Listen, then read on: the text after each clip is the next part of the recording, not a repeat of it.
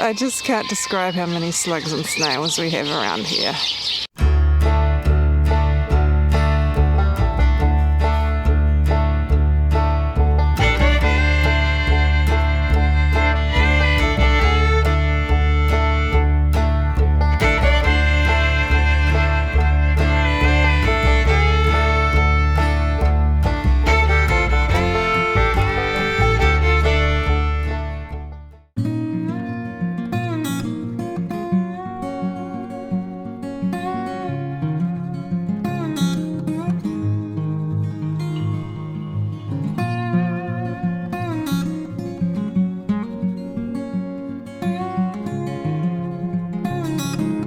Hey guys, welcome to Wild Hope Homestead.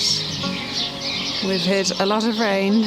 I might sound a bit like a broken record, but we've had a lot of rain. It's been raining almost the whole day today, and I've been waiting to take you guys with me to go and check on my slug and snail bear traps. Pretty much all the pea plants that I'd planted up until a couple of days ago have been munched by slugs and snails. I pulled out all the meadow foam flowering plants around them because I thought that's where most of the slugs and snails were coming from. And apparently that wasn't the only place they're coming from. I planted the last of the pea plants, the green peas, 2 days ago, and they started getting munched as well. So I thought enough's enough. Last night I went out there to put 2 bear traps out there, and there were slugs and snails crawling all up the sides of the raised beds, over the fence from along the herb garden, and on the ground. There were slugs all over the leeks, and so there may have been a mollusc massacre. I didn't get them all, but I got a lot. I was getting pretty mad. So let's go have a look at what's happening out there now.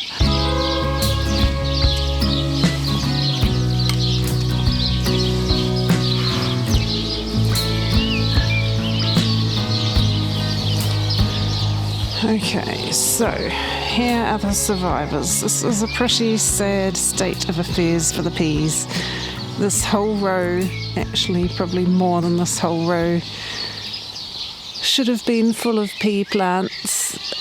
Some have very obviously been stripped beyond hope of recovery. Some might be able to recover if I can keep the slugs and snails away. That one's broken.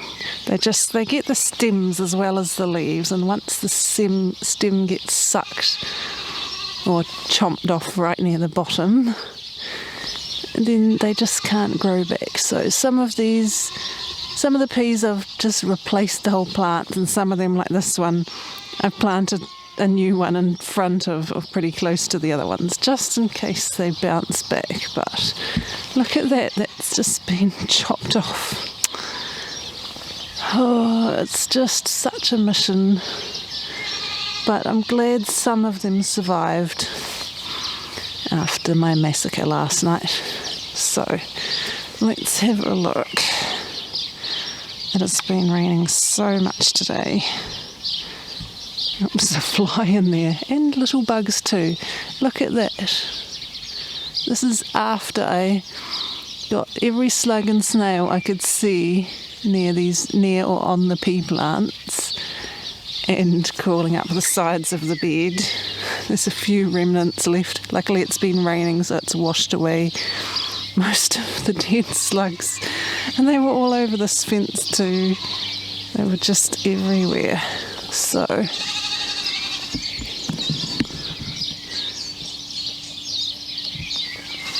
that's what we've got in trap number 1.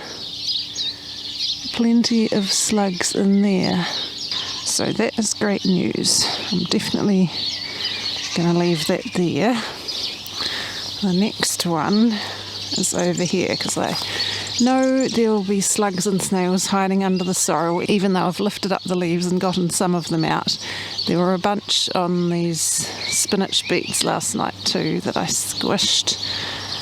So let's have a look in here.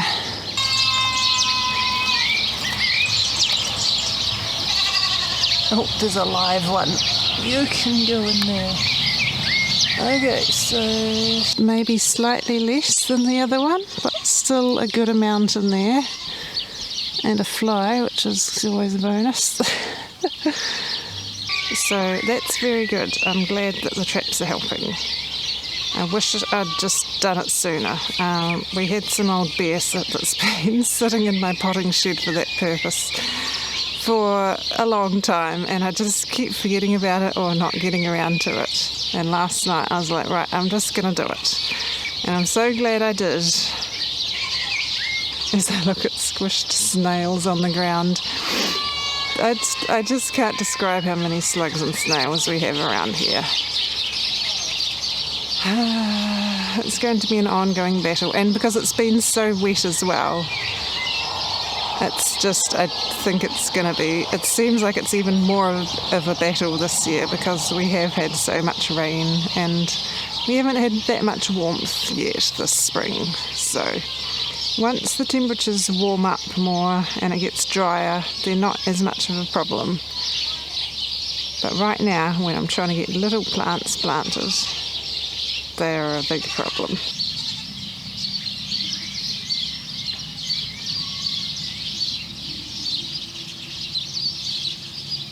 While we're in here and it's not raining, I also have lettuce seedlings coming up in the main carrot bed, as well as weeds. These little dudes here. Yay for carrots. And here's the other bed over here where I sowed carrots. I've pulled all the cardboard off. The main thing that was growing under it is nasturtiums. They're all leggy now from being in the dark. But we've got no shortage of self-sown nasturtiums popping up. I'll have to thin those out before they become a problem. I don't think we've got any carrots popping up yet, but I thought the slugs and snails might be eating them, so I pulled the cardboard up. What else did I sow? Actually, I sowed parsnips, that's right. I hope slugs and snails haven't eaten them. I sowed parsnips kind of along the back, and then I sowed radishes over the other side. The slugs and snails ate one of my parsley plants, which was one of the main reasons I was very mad last night. I think it might be okay, there's one leaf left. But I've just planted another one right beside it, which has also been nibbled already. And they've been eating my beautiful pansy flowers. I've planted another parsley here in this pea bed. That one has been a little bit nibbled, but not much, considering. And I've planted one over here close to the old parsley. I don't want to pull the old parsleys out. I've got this one left and the big one in the arch trellis bed over there. That's the only usable parsley I've got, and I still need it, so that's going to stay until it really has to go. But this one looks perfectly fine at the moment, which is good.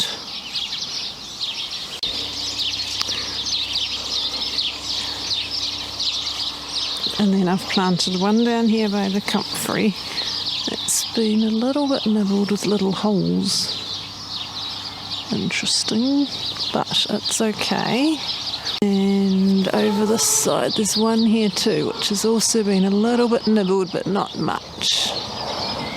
So that's good. At the far end of this carrot bed I'd planted two of the corianders and they got completely eaten. These are self-sown self-sown celeries, one there and one there. So I'll just leave those to do their thing. I guess there are so many slugs and snails and they're so ferocious at the moment. They're just eating anything really, anything new and tender that's been planted out. Thankfully I have my coriander that I planted in the hanging planter here, and despite all the wind That's doing way better. I still have a few I haven't planted yet, but I'm too scared to plant them in the garden at the moment. The lettuces haven't done as well as I thought they were going to do. They're doing a little bit better now, but it's been really hard to keep, it sounds funny saying that today, but it's been really hard to keep the surface of the soil moist when I had the seeds all sitting in there, because we had so much wind. It's just been drying everything out fast when it's not raining. So in the really windy patch we had when they were germinating, some of them may have gotten too dry. We have got more popping up now, so hopefully things can do better if I can keep them moist. I ended up putting cardboard over them for a bit and that helped, but once they started popping up I had to take that off. The strawberries seem to be very happy, so that's good. These 3, 4, 5 are the ones that were planted first, so they're a bit bigger and bushier, but they're all looking pretty happy. One of the ones up the top has sent out a really long runner. I'll be able to pop that little dude up when he's a bit bigger.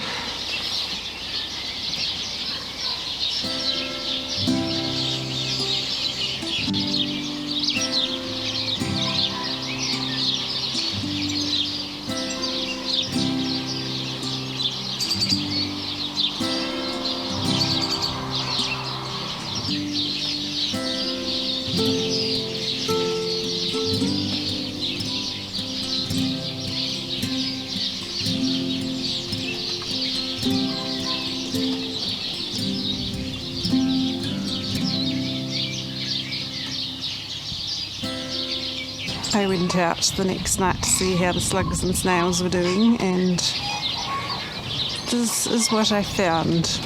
There were still quite a lot of slugs out there, less snails, but still a lot of slugs, so I had another massacre, and I've left the bear traps out there, and I probably need to get more.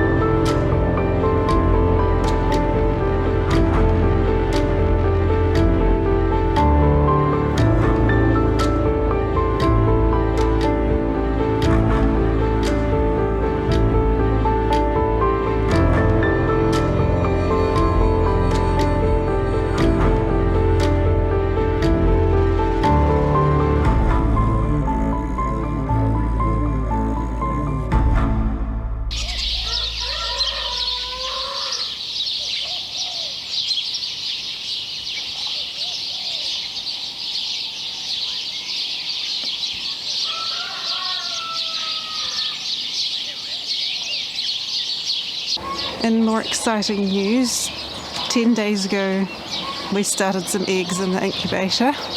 These aren't any of our own eggs. I've been thinking about getting a different breed of chicken to try. I love my Australops, but they do eat a lot, and some of them aren't the most productive in terms of egg laying, especially when they go broody, and a bunch of them go broody a lot. So there were some gold campine eggs for sale, fertile eggs for sale on Trade Me, and the person's been breeding them for a long time, so I thought I'd give those a go. They're one of the chicken breeds that have the best feed conversion ratio. They're one of the chicken breeds that have the best feed conversion ratio. So for the amount of food that they eat, good production. They are a light breed. We haven't had light breeds here before. So I guess the things I'm a little bit unsure about are whether they would get over the fences, and also just the fact that they're probably going to be a bit more flighty and not as friendly as our Australops, because that's usually the way with light breeds compared to heavy breeds. But we're going to see how they go. It'll be interesting to have a different breed, and hopefully they hatch well. So it was 10 days ago that I started them in the incubator. I've got 10 eggs. I didn't want too many to start with, but I also have to allow for ones that don't hatch or ones that could be males. So hopefully we get a good amount of females and we can see how they go. But today I'm going to candle them. We normally candle eggs between day 7 and day 10 to see which ones are fertile and which ones may have had early deaths. And I've been holding out till today, so I have no idea how they're doing yet. I did have to buy a new thermometer and hygrometer because my combined thermometer hygrometer stopped working. The incubator's been fine, I haven't had any trouble with it, but just as an extra precaution, it's always a good idea to keep track of the temperature and humidity. Steve did actually manage to get the old hygrometer thermometer working again, but the humidity's way off anyway. The temperature on our old thermometer is correct, but it only reads to 1 degree. The ideal temperature is 37.7 degrees or 37.5 degrees for the incubator. My one's set to 38 because that makes it the right temperature inside. So let's find out what's happening with the eggs.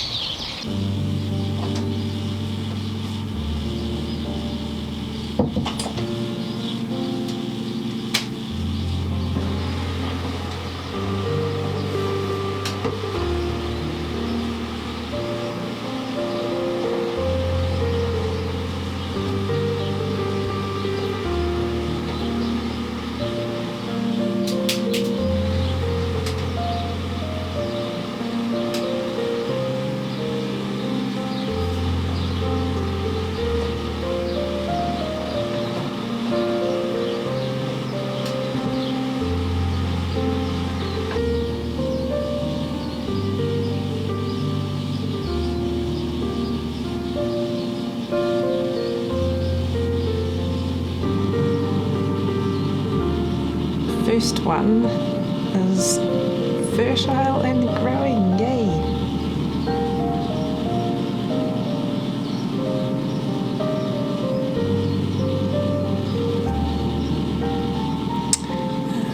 That one is not fertile. Well, it does have a pretty thin shell. All that it's got in it is a yolk.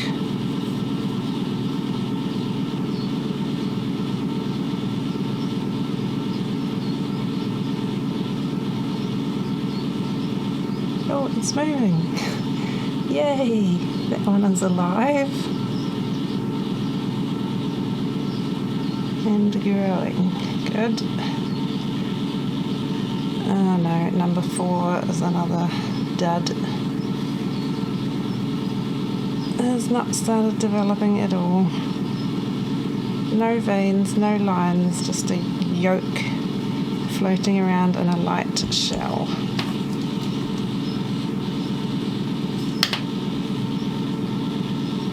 Number 5, oh dear, same thing.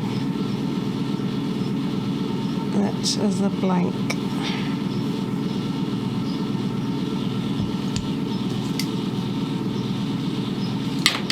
This is not a great start. Number 6. Okay, good. You can see veins in there. Nice big air cell.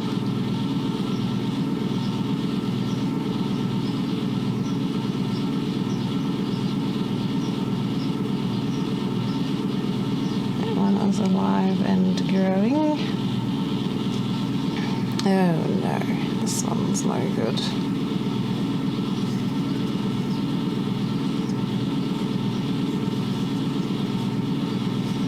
One has never started growing, it's infertile.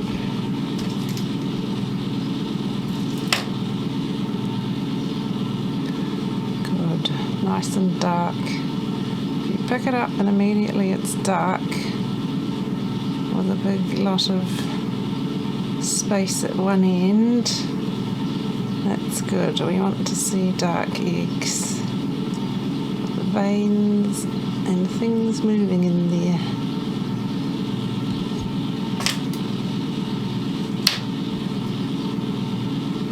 Oh no, this one's infertile too. This is not a very good record so far. Okay, good. Last but not least, this one is growing. Okay, good. And at least of all the ones that are growing, none of them have had early deaths, so that's a good sign. So that's really good.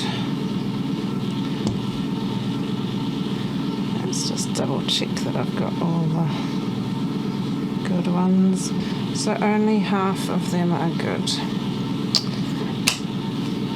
Okay, let's get all the good ones back into the incubator.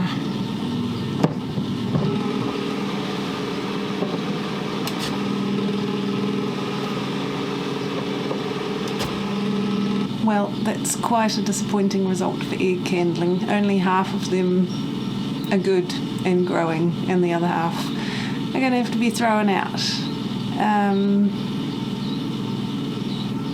At least none of this is my fault. They're all infertile, no early deaths, so that part is really good. But 5, unfortunately, infertile.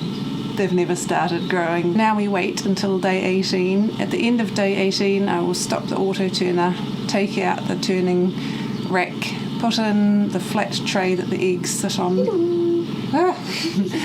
for hatching, and I'll candle them at that point too to see how they're doing, and then we just wait. Only 5 of them are growing. 5 were infertile, which means the rooster did not fertilise them, so they were never growing. Unfortunately, half of them are infertile, so I'm going to chuck these ones away. Those ones? Yeah. I can't put any more in now because these guys are already underway, so we'll just have to wait until these guys hatch and then we'll see what we get.